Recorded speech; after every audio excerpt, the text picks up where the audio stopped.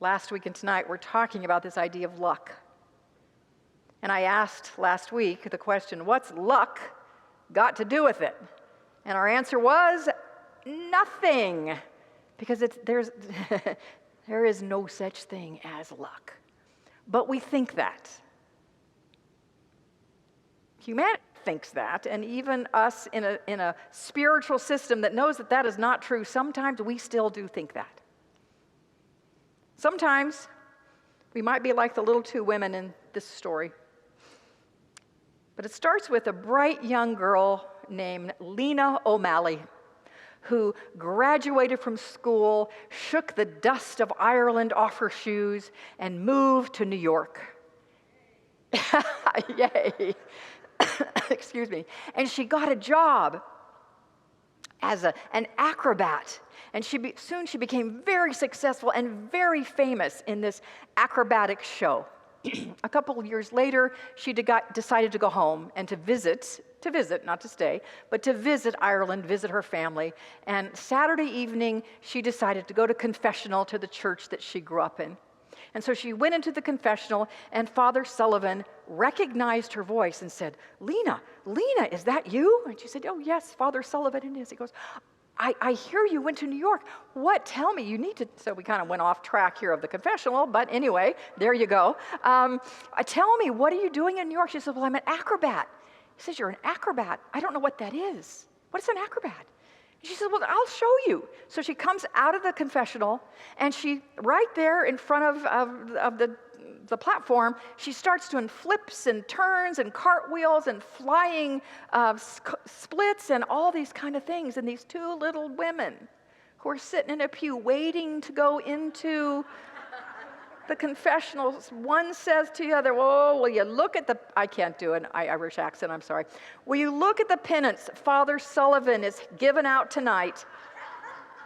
And me not wearing my bloomers. Now that's some bad luck, frankly, right? That is bad luck. We just got to call that one bad luck. No, it's not bad luck. Luck has nothing to do with it. But there is very much a thing of mental, emotional, spiritual approach to life that helps us create our lives and not be subject to what feels like good or bad luck. And I love that this concept is not only foundational of our New Thought Unity teachings, but also backed up by some science. I love it when science backs things up.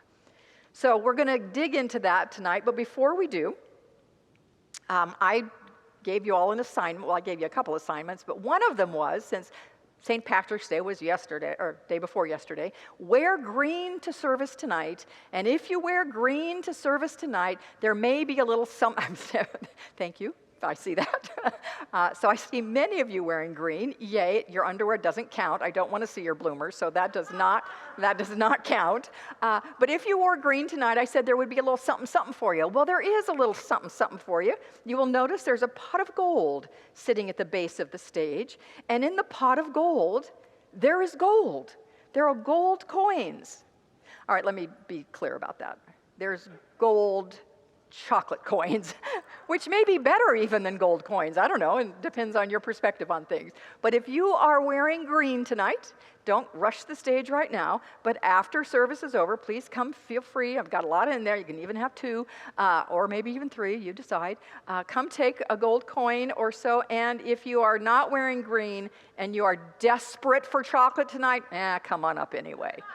But thank you for playing along with me and for wearing your green. I love it. I love it. I love it. And of course, I will do anything for chocolate, so I am fully decked out in green.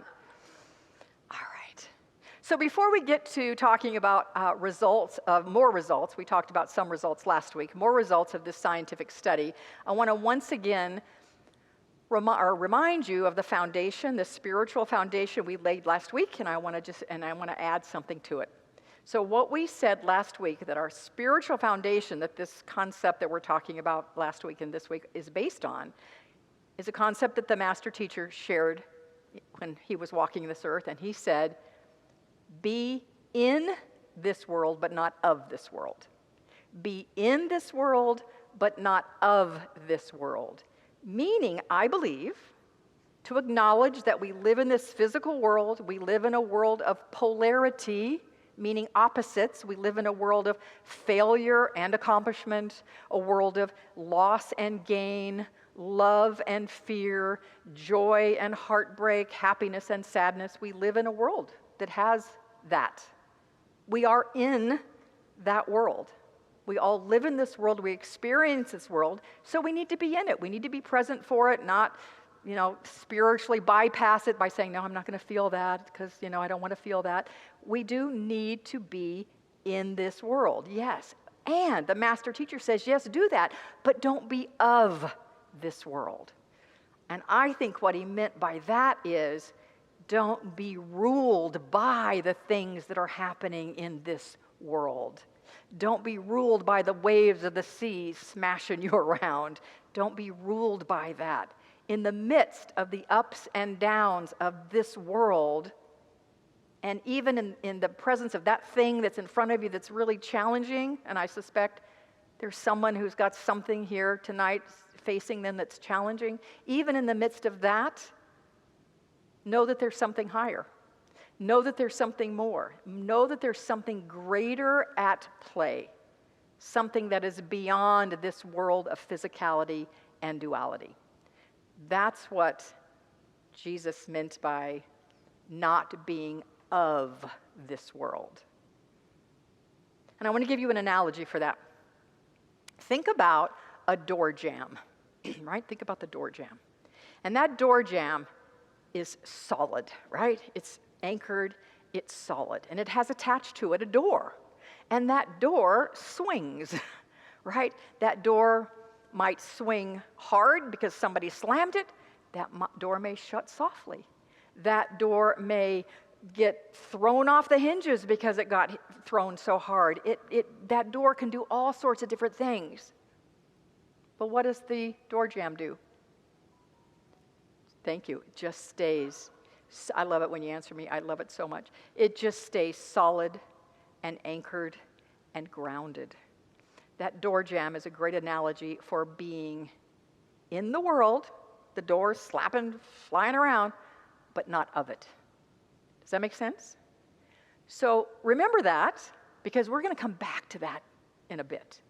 But for now, I want to go to some more research or some things that were revealed in the research that was done by Dr. Wiseman. This was many, many, many years ago. Richard Wiseman, he did this 10-year study on luck, people who thought they were lucky, people who thought they weren't lucky, and did they have any common traits, common ways of looking at life, common perspectives, attitudes. And what he found in his 10 years of study is absolutely they did. They had a set of attitudes, mental and emotional ways of approaching life that made them, in their minds, either lucky or unlucky. And the ones who found themselves lucky, that had the attitudes that they called lucky, are really the attitudes that support us in being in this world, but not of this world. So tonight I want to change my language a little bit about talking about lucky and unlucky people, because I want to be really clear, I don't believe in luck. And this study said, no, there's no such thing as luck. So I'm going to quit talking, just in case there was any confusion last week about, why she keep talking about lucky people and lucky events. I put it in quotes, but even still, so I'm going to change it from lucky people to people who create their own lives. All right?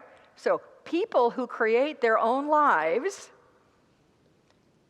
have a very specific way of approaching.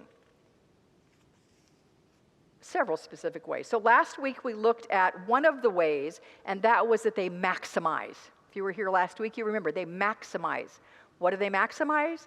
They maximize what they already have. And I love this statement. I didn't share this last week, but I saved it for tonight. I love the statement from Micah Dooley, who's a beautiful spiritual teacher in today's world. He said, to do all you can with what you have where you are. That's maximizing, the first level of maximizing. maximize what you already have. Do all you can with what you have where you are. And then the second piece of maximizing is to take advantage of opportunities as they come to you, knowing that opportunities are always available. And people who create their own lives see them. People who don't create their own lives don't even see them. All right, so that was last week. Tonight we move to another idea, another attitude of people who create their own lives. And what they do is turn seemingly, I'm going to use the word luck here, they turn seemingly bad luck into good luck. In other words, they turn disadvantages into advantages. They turn problems into opportunities. But man, when we have bad luck facing us, when we have a disadvantage facing us, when we have a challenge facing us, we may feel like Calvin. Do you remember, or does anybody know, I hope you do, the cartoon, I see that, the comics Calvin and Hobbes by Bill Watterson? Brilliant. I'm so sad they're not around anymore. I owned they put them in books, so they had like 6 or 7 books. My husband and I owned all of them because we loved them. They're adorable, precious, funny, and spot on right.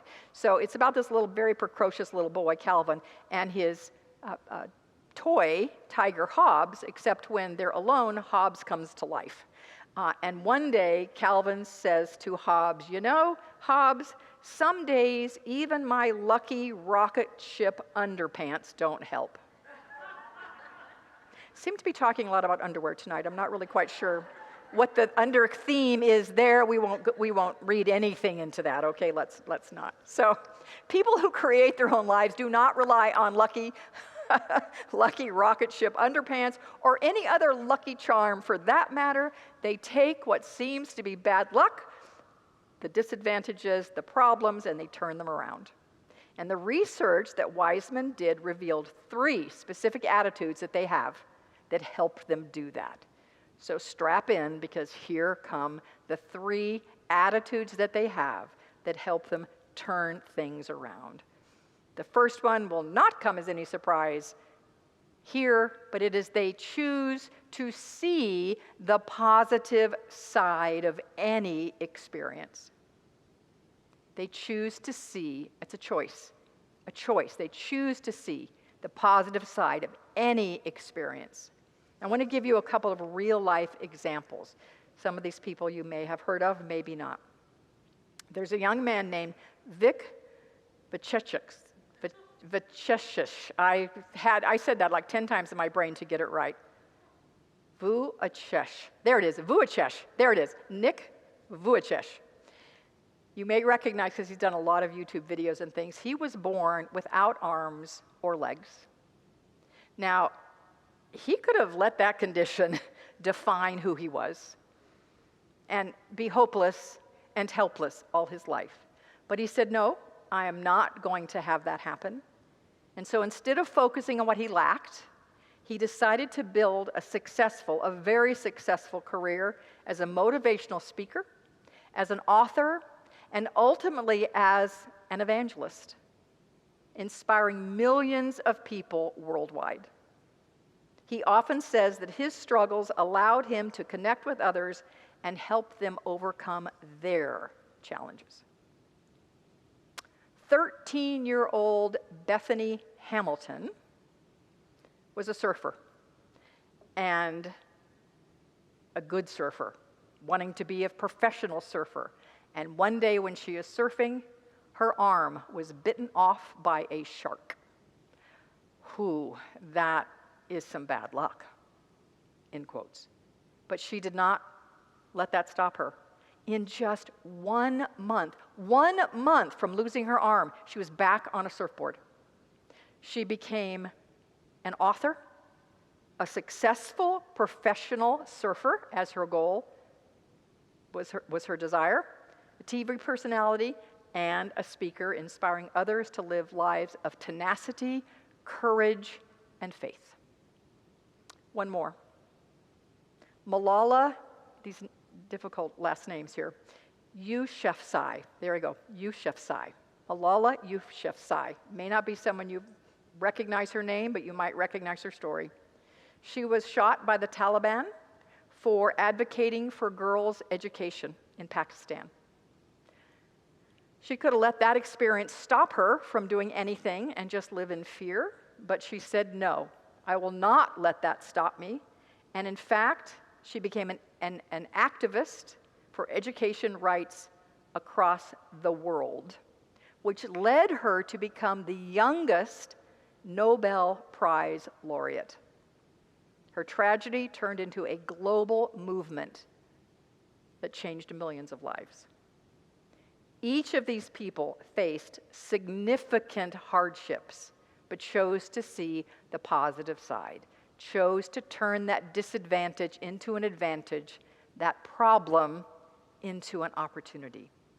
And the other thing about each of these people is that they each had a deeply held spiritual belief.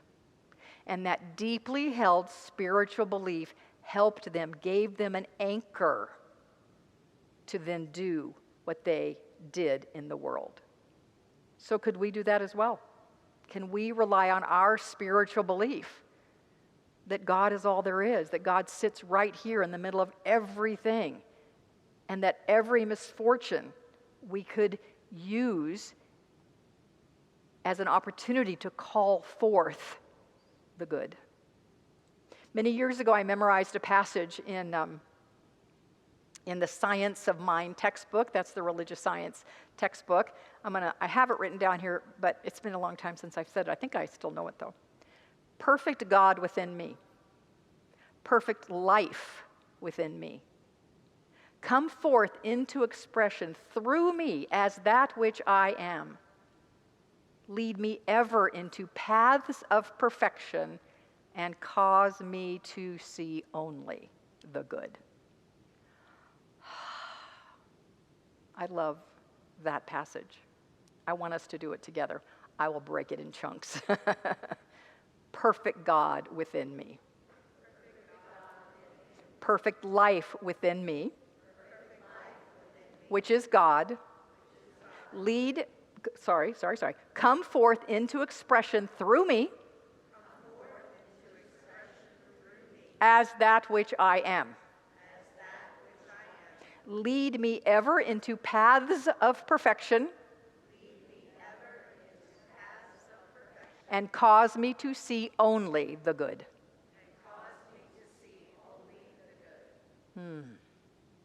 Nice.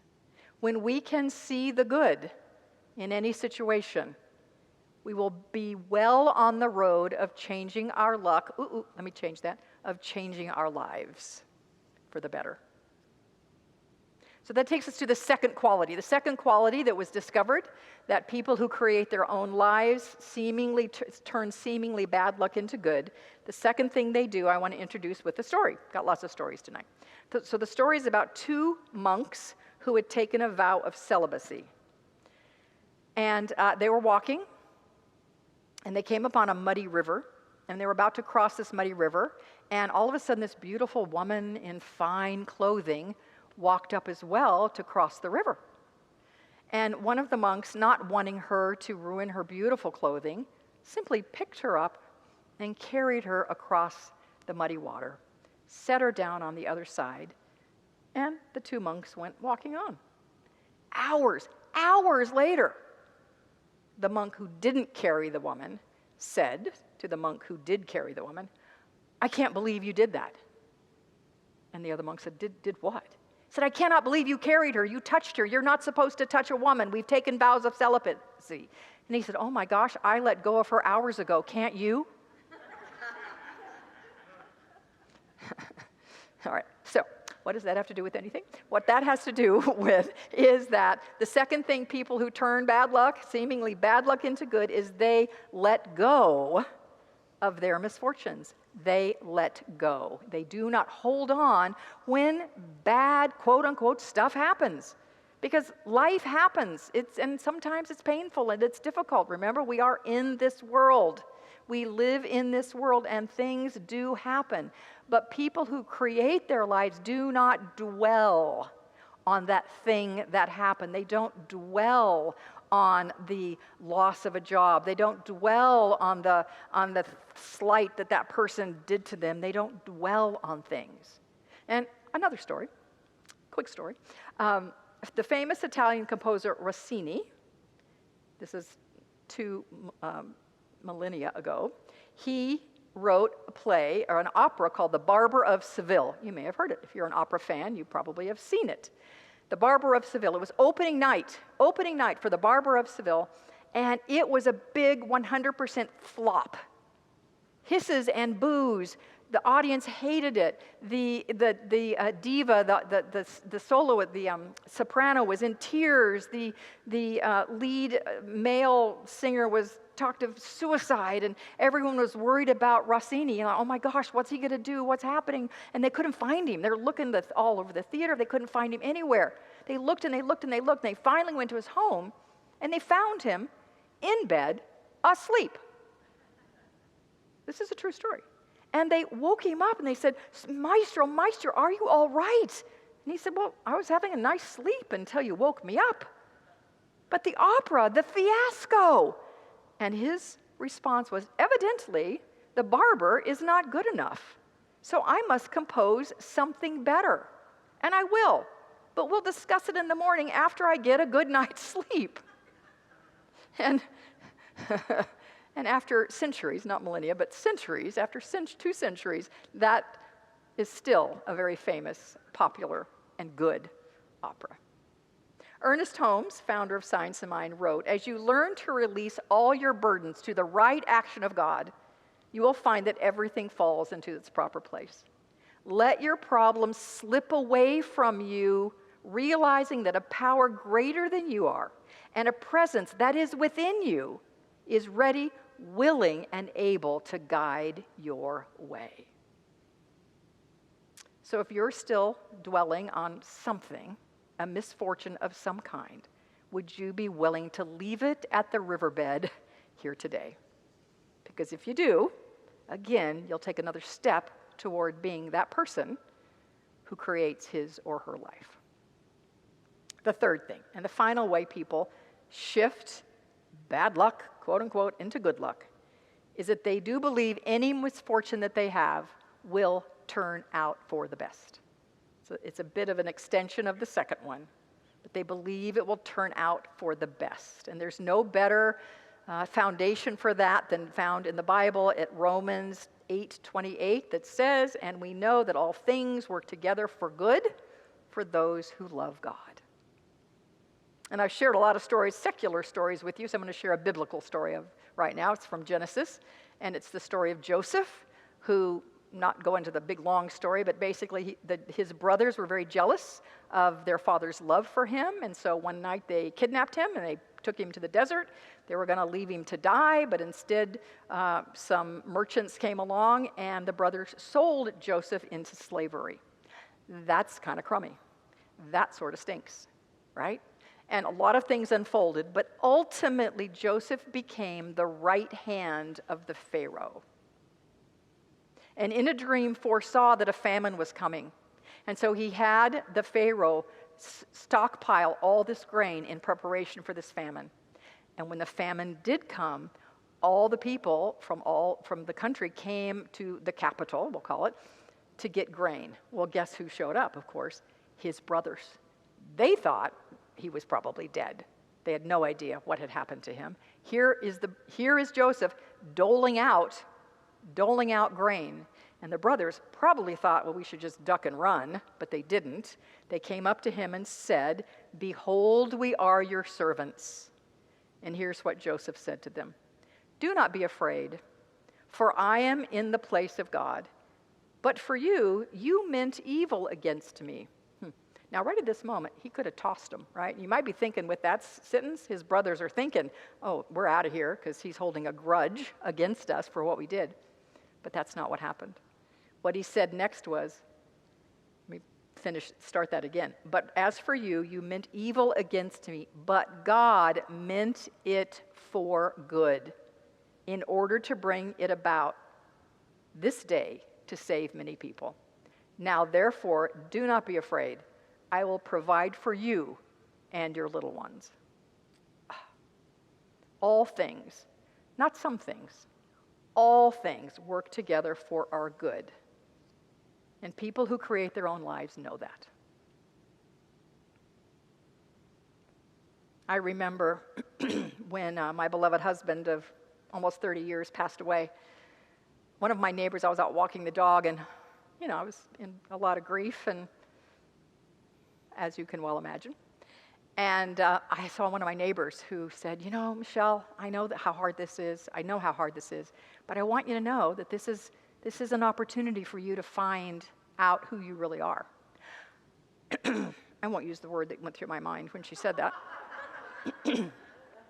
But let's just say I wasn't happy. I didn't want to hear that. Thank you. I said thank you very much, but I walked away thinking, I know who I am. I know exactly who I am. I didn't need this to find out who I am. But what I will say is 7 years later,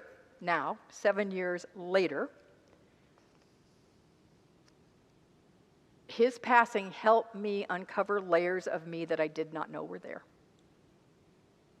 It helped me find a resiliency in me that I did not know I had.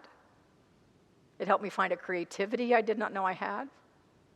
It helped me deepen my faith after a dark night of the soul, I might add, but I had to go through that, but ultimately deepen my faith. It helped me realize a new level of self-reliance, and it truly made me a better me and gave me the ability to create a life that I truly do love. Joseph Campbell wrote, "Opportunities to find deeper powers within ourselves come when life seems the most challenging." People who create their own lives know that. So there it is. The 3 things lucky, quote unquote, people do. They turn disadvantages into advantages, problems into opportunities by seeing the positive side of their situation. They don't dwell on their misfortune, and they know that any misfortune ultimately will work out for the best. So I believe I promised you in our talk last week, or maybe I said it tonight, I can't remember, but I did. In my mind, I promised you, and the name of tonight's talk is a lucky charm. I want to give you a lucky charm tonight that will help you be in this world but not of this world. And it goes back to that door jam. Remember I said, remember the door jam? So when life is throwing you around and you're not feeling very lucky and you want to be able to grab onto these things I've said, but you just don't quite have it, I want you to think about your physical body and the energy in your body here, here, and here. This is we're going to call this your vertical core. Here is in the Eastern beliefs, it's called Dantian, and it's the roots of the tree of life. When we anchor here, we are solid. When we bring a strand of light up to our hearts, we connect with love. When we come up to our heads, we connect with divine intelligence and wisdom. So power, love, wisdom. Take a breath. Put your hands right here. Say with me, power. Bring your hand up to your heart. Love. Come up, wisdom. Your lucky charm is spending a little bit of time every morning, or when you want to get smacked around by the world, to take a breath here. See a golden light, if you will, come up to your heart, knowing you're connected with power, love, wisdom. That could be a lucky charm. So you don't need a 4-leaf clover, you don't need lucky underpants, you don't need fuzzy dice charm, you don't need anything. This is your lucky charm.